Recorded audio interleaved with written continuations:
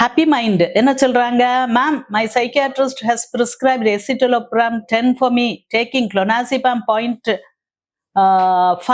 mg also. In between, doctor told me to stop escitalopram 10.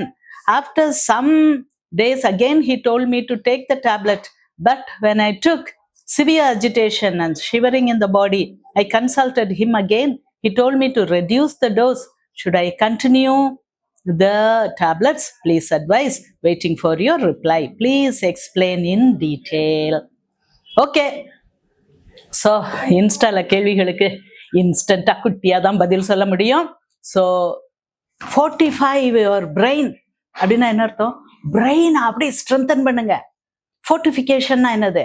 Strong ஆக்குறது. Fort, கோட்டை மாதிரி பிரெயினை பாதுகாக்கிறதுக்கு நான் சொல்றேன். அதே தான் விட்டமின் டி. இதை விட்டா வேற சத்துக்களும் கிடையாது. உலகத்துல வைட்டமின்னு கண்டுபிடிச்சு வச்சிருக்கிறது இப்போ வரைக்கும் ரிசர்ச் பண்ணி கண்டுபிடிச்சது இந்த விஷயங்கள் தான். இதை முதல்ல நீங்க சாப்பிடுங்க, சரியா?